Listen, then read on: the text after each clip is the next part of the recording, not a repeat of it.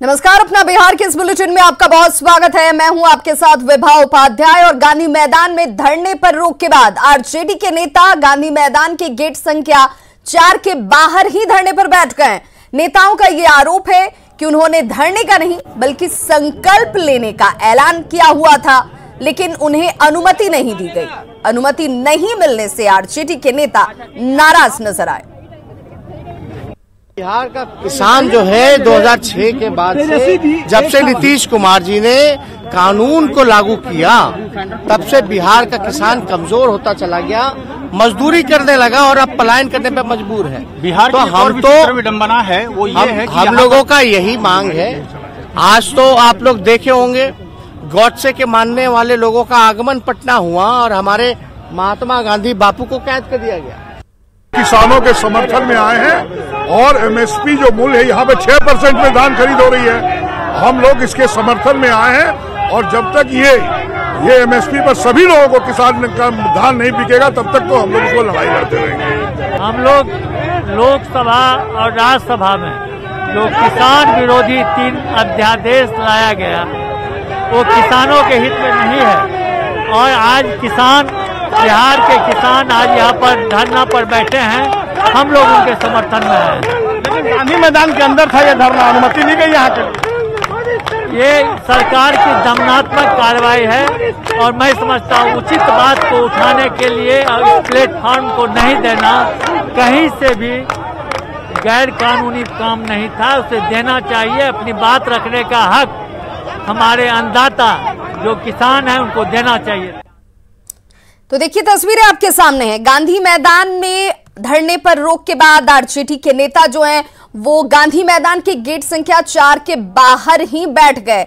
और ये उस वक्त की तस्वीरें आपके सामने। गांधी मैदान के बाहर देखिए जुटान है तमाम लोगों का और धरने पर बैठकर किसानों के हित की मांग की जा रही है। कहा जा रहा है कि यहां बिहार में जो स्थिति है किसानों की वो भी बेहतर नहीं है और इसीलिए उनकी आवाज बनकर हम यहां पर बैठे हैं। हालांकि हमने संकल्प लेने का प्लान बनाया हुआ था, लेकिन हमें अनुमति नहीं दी गई अंदर जाने की गांधी मैदान के अंदर। और नाराजगी इस बात को लेकर जाहिर करते हुए तमाम नेता आपको नजर आ रहे होंगे। तेजस्वी यादव यहां पर मौजूद, और ऐसे में उनकी तरफ से यह बार बार कहा गया कि ये स्थिति बिहार के किसानों की भी देख लीजिए कैसी है और उन्हीं की आवाज बनकर आज हम यहां पर बैठे हैं। तस्वीरें आपके सामने और तस्वीरों के जरिए आप इस वक्त ठंड है बिहार में और ठंड की शुरुआत में ठंड को लेकर के लोगों की स्थिति का अंदाजा लगाइए कि यहाँ पर राजनीतिक पारा जो है वो किस कदर बढ़ा हुआ है।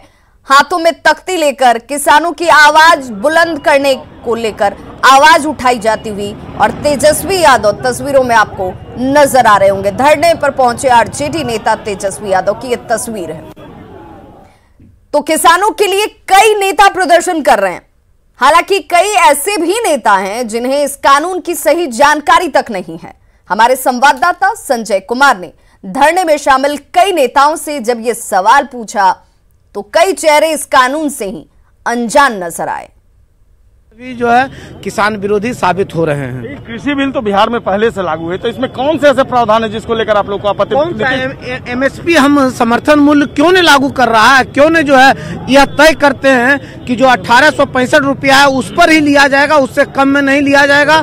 और मिनिमम प्राइस पर लेने के लिए क्यों नहीं जो है यह तय करते हैं। सिर्फ तय कर दिए हैं, लेकिन जो कोई जाते हैं तो जो है वहाँ लेने का काम नहीं करता है। उसके बाद बाजार में हमको बेचना पड़ता है, कम दामों में बेचना पड़ता है। यह तय करें कि जो भी व्यक्ति किसान आएंगे उनका हम लेने का, कभी गोडाउन में जगह नहीं रहने के कारण, बोरा नहीं रहने के कारण अब बहाना बनाकर जो है करने का काम करते हैं। पिछले साल कितना मीट्रिक टन जो है अनाज लेने का काम किया है। प्रकाश जी दावा कर रहे हैं कि जो किसानों का इशूज है उसको लेकर ये लोग धरने पर यहाँ पर आज बैठे हैं। कुछ और दूसरे नेता हैं, हम उनसे बात करते हैं कि आखिरकार जो इश्यूज है, ये बताइए आज धरने पर आप लोग यहाँ पर बैठे, कौन से ऐसे इश्यूज थे जिसको लेकर आप लोग? किसान विरोधी जो है बिल पास किया है उस पर हम लोग धरने पड़ा है। बिहार में तो पहले से लागू है, जो एक्ट लागू हुआ कृषि बिल सेंट्रल से। अरे बड़ा तानाशाही रवैया चली थी, ब्लॉक में जाते सीओ वीडियो करता हुआ कि हमारा कौन सा ऐसा प्रावधान जिसको लेकर आपत्ति है आप लोगों को? कौन से उसमें ऐसे फैक्ट बताइए, कृषि बिल में कौन सी ऐसी बातें हैं, कहाँ पर है, किस नियम के तहत जिसको लेकर आपत्ति है आप लोगों को? सही दाम नहीं मिल रहा है किसानों का, बिचौलिया जो है इसमें बीच में मार दे रहा है। का अभी जो है धान का सीजन है, अभी पैक्स चालू नहीं किया है, धान ले नहीं रहा है, बिचौलिया जो है दौड़ रहा है धान खरीदने। बिल में ये सब बातें हैं। अच्छा, कहाँ से आए हैं? हम लोग तो फुलवारी से आए हैं। क्या नाम हुआ? प्रमोद कुमार यादव। प्रमोद यादव जी, कौन से ऐसे एक्ट में बातें हैं जिसको लेकर आपत्ति है? क्योंकि बिहार में पहले से कृषि बिल के तहत जो बंद वो लागू है यहाँ पर। देखिए, एक्ट है कि जो एमएसपी था, जो किसानों के हित की बात थी, जो न्यूनतम मूल्य जो निर्धारित किया गया था केंद्र सरकार के द्वारा, जिसके साथ सरकार भी खड़ी थी, अब है उसको वो चाहता है, किसान का मांग है कि इसको आप है जो ऑर्डिनेंस बना दें, लेकिन उसको वो चाहता है कि हम नहीं बनाए, रद्द करना चाहता है। इससे जो किसानों के पास जो उगाए गए अन्न है, इसकी जमाखोरी और कालाबाजारी की प्रबल संभावना है, क्योंकि उससे उनका बाजार समाप्त हो जाएगा।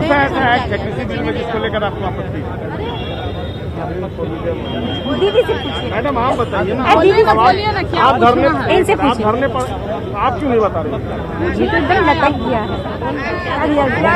नहीं बोल पाती। आप बताइए मैडम, आप बताइए, इनसे पूछिए ना भाई, आप बताइए कृषि बिल में बताइए, आप बताइए ना मैडम, आप बताइए ना, सचिव है प्रदेश की, ले रहे हैं उनसे भी ले रहे हैं। कृषि बिल में कौन सा ऐसा है जिसको लेकर आपको आपत्ति? देखिए तीनों बिल जो है सरकार की, वो तीनों बिल फ्लॉप है। किसान की हित की बात, सारी बातें, जो भी बातें आप तीनों उठा के देख लीजिए, जो भी किसान विरोधी, किसान का बताइए, बीज उचित मूल्य, जो अनाज है उनका उचित। देखिए, तो ये स्थिति है कि जो लोग धरने में पहुंचे हैं उन्हें इस बात की जानकारी नहीं है कि आखिर किसान बिल जिसके हित के लिए ये बातचीत करने आए हैं उसमें क्या प्रावधान है, आखिर किस बिंदु पर किसानों की नाराजगी है जिसे लेकर के सरकार उन समस्याओं को और उनके इस संदेह का निराकरण की कोशिश कर रही है, लेकिन हित की बात कह के धरने का आयोजन तमाम जगहों पर जरूर हो रहा है।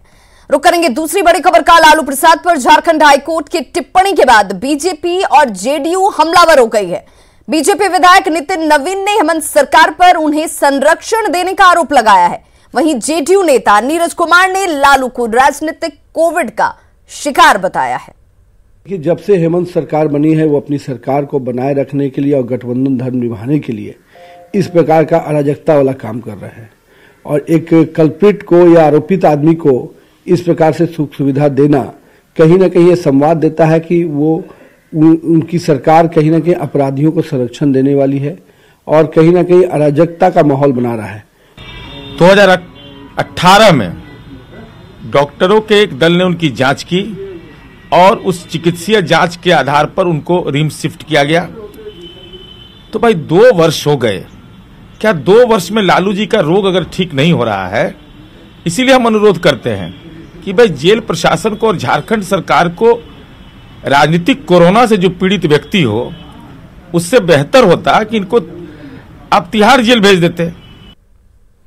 राज्य खाद्य निगम भगवान के भरोसे चल रहा है। ये बांका के धोरैया स्थित राज्य खाद्य निगम का गोदाम है जिसकी तस्वीरें हम आपको दिखा रहे हैं, और कायदे से अनाज का हिसाब किताब रखने के लिए एजीएम नियुक्त हैं।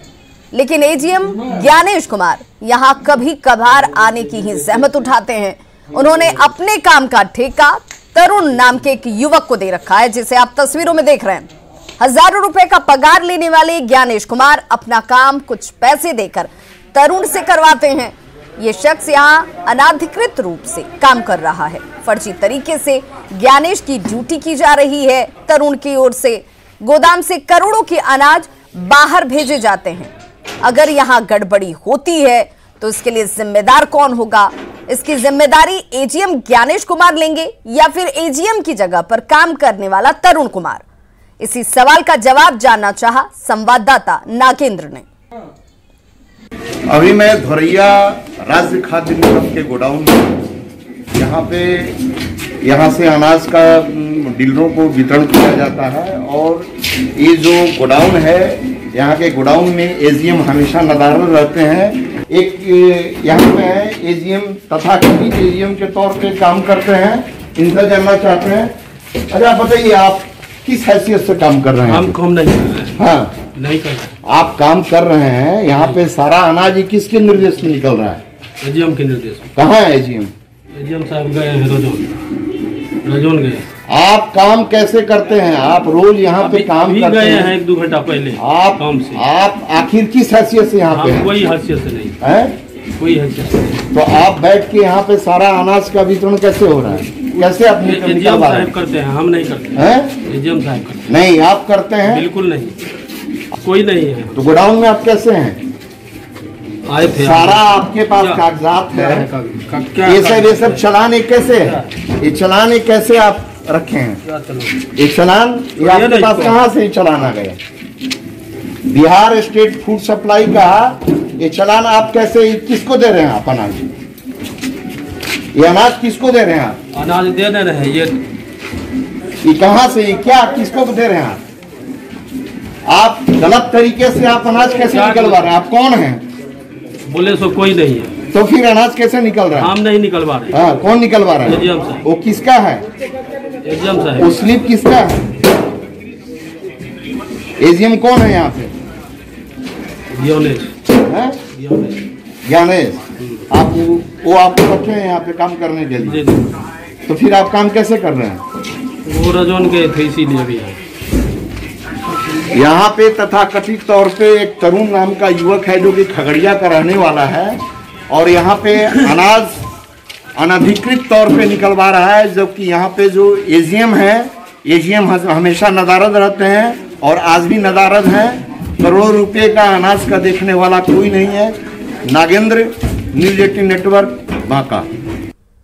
अब ऐसे में सवाल है कि आखिर एजीएम साहब किस बात की पगार लेते हैं, क्योंकि ये काम और ये दायित्व एजीएम साहब का था। तो सवाल ये कि आखिर एजीएम साहब किस बात का पगार ले रही हैं? जब तरुण करेगा काम तो फिर ज्ञानेश का क्या काम है? और गोदाम में किसी तरह की गड़बड़ी होती है तो उसके लिए जिम्मेदार आखिर कौन होगा?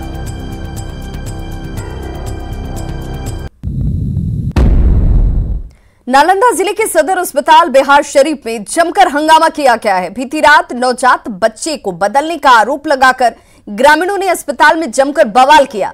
बताया जाता है कि बीती रात नूरसराय की चंडासी निवासी शीला देवी ने एक बच्चे को जन्म दिया। इस दौरान परिजनों ने कहा कि उनके बच्चे को बदल दिया गया है, लड़के की जगह लड़की को रख दिया गया। उन्होंने इस मामले को लेकर जांच की मांग की और दोषी स्वास्थ्य कर्मियों के खिलाफ कार्रवाई की मांग की।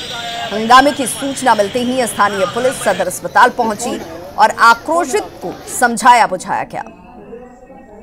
डॉक्टर साहब बोले कि लड़का हुआ है शीला देवी के, वो सब इतने सुने थे।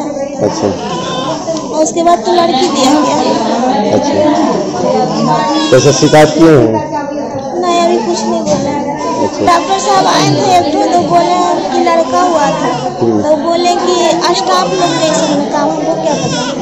अभी हम लोग को कुछ सूचना है ही नहीं है। क्या मतलब आए थे, क्या चीज की जानकारी मिली थी? दूरभाष पर मिला था कि जो है ना यहाँ पर ना बच्चा बदलने का है ना इंफॉर्मेशन मिला था, लेकिन है ना हॉस्पिटल में जांच करने के बाद अभी कुछ पता नहीं चला है, कोई कंप्लेनेंट नहीं उपस्थित है। ब्रेक के बाद एक बार फिर से आप सभी का बहुत स्वागत है। कोरोना वैक्सीन को लेकर स्वास्थ्य विभाग के साथ जिला प्रशासन ने युद्ध स्तर पर तैयारियां तेज कर दी हैं। वैक्सीन स्टोरेज के लिए जगह का चुनाव कर लिया गया है।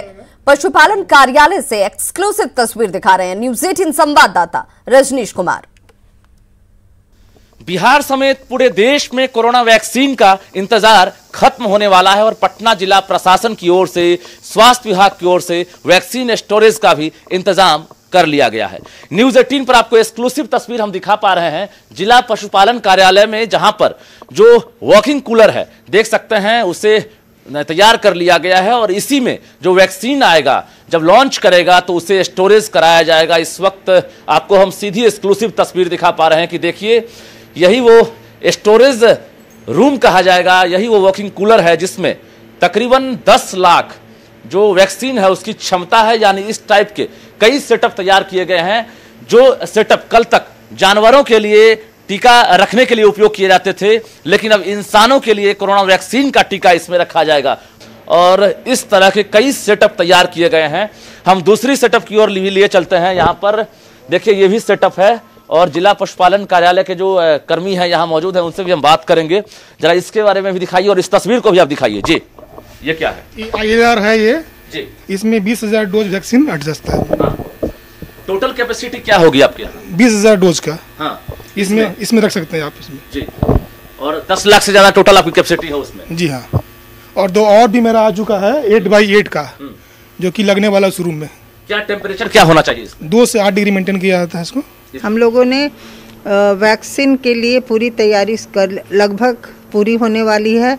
इसके लिए पूरे लाइन लिस्ट बन रहे हैं, जिसमें पब्लिक हमारे जितने हैं उन पब्लिक हॉस्पिटल्स के जितने स्टाफ हैं उनका बढ़ रहा है, प्राइवेट हॉस्पिटल्स एवं संस्थानों से भी पूरा लाइन लिस्ट मांगा जा रहा है, जिसमें पब्लिक का लगभग पूरा आ गया है। 73 पब्लिक इंस्टीट्यूशंस हैं और प्राइवेट में लगभग 100 भी कम हैं, जो कि आज शाम तक पूरे आ जाने की उम्मीद है। वैक्सीन स्टोरेज के लिए कितने जगह सेलेक्ट किए गए पटना में?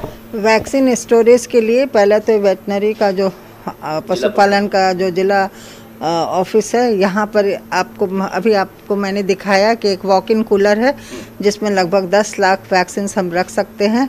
50 ILR हम लोग को मिल रहा है ये स्टेट हेल्थ सोसाइटी से। यानी पूरी तैयारी में है आपकी, नए साल में जैसे ही वैक्सीन लॉन्च होगा बिहार वासियों को तोहफा देगी आप? जी, पूरी तैयारी। पटना में क्या लिस्टिंग तैयार किया गया? कितने लोगों का टारगेट है पटना में?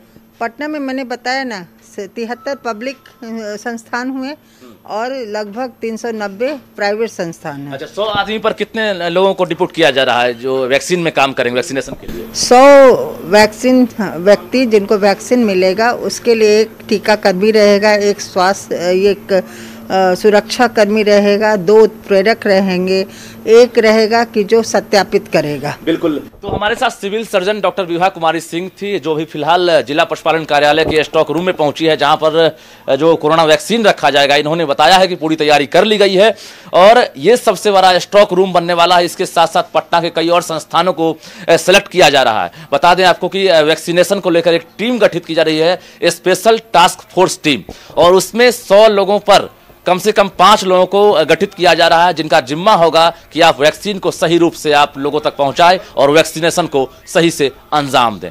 कैमरामैन अजय दुबे के साथ रजनीश कुमार, न्यूज़ 18 पटना। तो स्टोरेज को लेकर के तमाम तैयारियां पूरी कर ली गई हैं, अब बस इंतजार वैक्सीन का है। आज जहां पूरी दुनिया में नारी सशक्तिकरण की बात हो रही है, लड़कियों को हर क्षेत्र में अवसर दिया जा रहा है, वहीं रोहतास जिले के डालमिया नगर स्थित महिला कॉलेज में विज्ञान और वाणिज्य की पढ़ाई बंद कर दी गई है, जिससे छात्राओं में निराशा है। महिला कॉलेज डालमिया नगर में साल 2019 तक विज्ञान और वाणिज्य संकाय की पढ़ाई होती रही, लेकिन तकनीकी कारणों से पिछले साल से विश्वविद्यालय ने अचानक से कॉलेज में इन दोनों ही संकायों की पढ़ाई बंद कर दी है। दरियर से 15 किलोमीटर चल के आती हूँ, ना तो वहाँ पे बस ना गाड़ी मिलती है, फिर भी बहुत दिक्कत से आती हूँ। और यहाँ पे मुझे साइंस लेना था, बायो से पढ़ना था, ना तो यहाँ पे साइंस की पढ़ाई होती है ना बायो की होती है। मजबूरन हम लोग को आर्ट्स से लेकर पढ़ना था। मुझे तो बायोलॉजी से एक डॉक्टर बनना था और मुझे समाज की सेवा करना था, बट यहाँ पर कुछ ऐसा होता नहीं। हम लोग कितने प्रिंसिपल से कहते हैं कि सर हम लोग को साइंस पढ़ना है। यहाँ पर 2014 से 2019 तक साइंस और कॉमर्स की पढ़ाई होती थी। लड़कियां यहाँ से पढ़कर अपना डिग्री लेकर दूर दराज शहरों में जाकर आत्मनिर्भर बनी। 2019 के बाद एकाएक इसको नामांकन से वंचित कर दिया, जो बहुत दुखद बात है। वर्तमान में कुलपति महोदय से हमारी बात हुई है कि साइंस और कॉमर्स की पढ़ाई यहाँ पर चालू कराया जाए। संयोग से विश्वविद्यालय द्वारा जो यहाँ प्रिंसिपल को भेजा गया है वो साइंस के स्टूडेंट हैं। जब से मैं यहाँ आया हूँ, चूँकि मैं साइंस का ही प्रोफेसर रहा हूँ पटना साइंस कॉलेज में, तो मैं इसमें लगा हुआ हूँ कि किसी भी तरह से साइंस की पढ़ाई यहाँ शुरू हो जाए। लक्षद्वीप के प्रशासक दिनेश्वर शर्मा का पार्थिव शरीर विशेष विमान से गया एयरपोर्ट पहुंचा, जहां गया एयरपोर्ट पर उन्हें गार्ड ऑफ ऑनर दिया गया। इस मौके पर तमाम प्रशासनिक अधिकारियों ने उन्हें एक एक करके श्रद्धांजलि दी। महामहिम राष्ट्रपति, प्रधानमंत्री नरेंद्र मोदी, गृह मंत्री और सीएम की तरफ से भी उनके प्रतिनिधि ने श्रद्धांजलि अर्पित की। इसके बाद पार्थिव शरीर को एयरपोर्ट से उनके पैतृक गांव गया जिले के बेलागंज के पाली गांव ले जाया गया, जहां ग्रामीणों की तरफ से उन्हें श्रद्धांजलि दी जाएगी, जिसके बाद उनका अंतिम संस्कार होगा, जिसे लेकर शमशान घाट पर राजकीय सम्मान के साथ तमाम तैयारियां की गई हैं।